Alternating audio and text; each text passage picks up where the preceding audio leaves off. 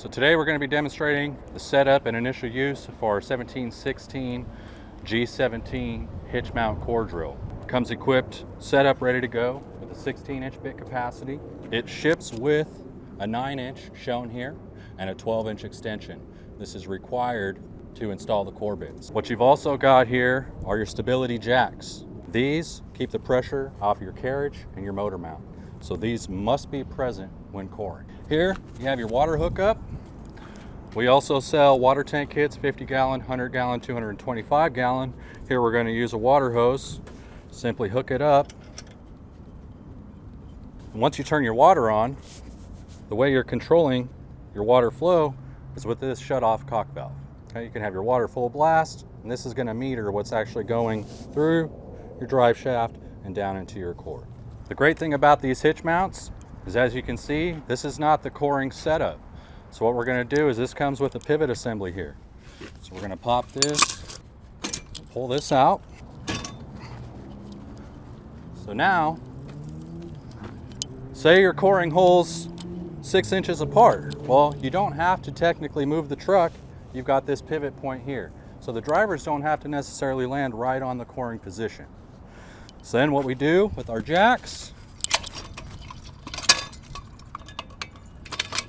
that one's set up there.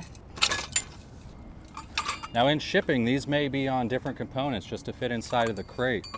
However, you want them on the most forward point underneath your carriage, which is right here. Then drop that down to our lowest point.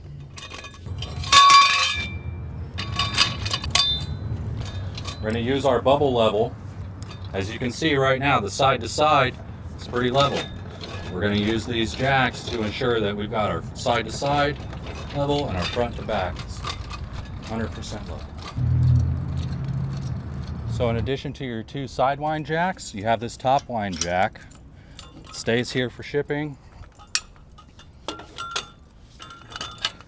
Drop this down.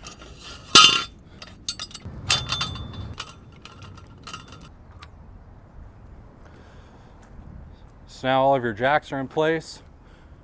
Drill is stable, ready to install your core bit. Industry standard on these extensions is 1.25 inches by 7 pitch. So it matches up with most all core bits on the market. Again, this machine will do up to a 16-inch bit capacity. Today we're rocking a 6.25. So the next thing we're going to do is we're going to turn our water on full blast with the valve off. And what we're going to do is just make sure that we do have water flow, which we do. So we know water's coming through. So at this point, you've got your mark, you're ready to go, core is stable, you're level front to back, level side to side. Now it's time to fire up the core drill. These come with an electric start, and there's an alternator that's cranking at 9 amps. So as long as this key is turned to the off position, you'll never have an issue with the battery.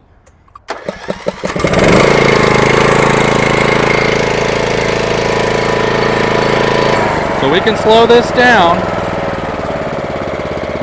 The bigger the core bit, the lower the RPM. The smaller the core bit, higher the RPM. So if we were running a 3 or 4 inch, we'd be running here. At a 6 inch, I'm going to start here.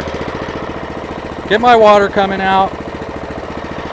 Then what we have here is a catch assembly. This is basically your brake for the drill. All you're going to do is you're going to turn that to its free position, keeping pressure on the hand wheel, slowly letting it go down to start your curve.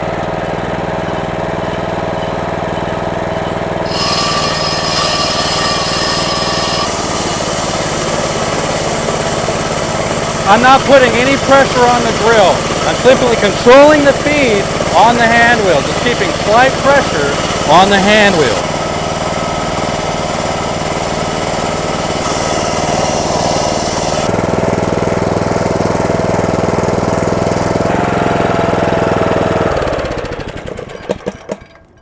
You can see the time it takes from setup to actually coring your hole. Proper water control. We did have a couple of scenarios where there was too much water, so I had to adjust on the fly. So that's one of the things operators need to pay attention to, is the consistency of your slurry. Even this here is probably a little too much. You want it more of a pasty type of milkshake consistency. But with asphalt, asphalt's pretty easy. You can see we're already down to the aggregate underneath. So we cored approximately 3 inches. And now we're ready to go to our next hole. Now bring your jacks in. Put this in the free position and crank your carriage all the way up. A lot of times what guys will do is they'll leave this down with either an extension or a core bit on. And once that catches, you cause damage all the way inside of the carriage and the drive mechanism. So you pull this up.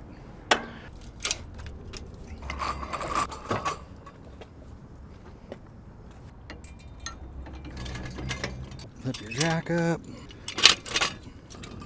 This one, it's usually best to just go ahead and pull off the unit. That's why we have multiple jack mounts over here. Now you're ready to drive to your next hole. Set up, get to your next mark, 2 side wind jacks and your top wind jack. Confirm your level side to side and front to back. Ensure you've got full pressure here with the valve closed. Core bits installed. You're ready to go.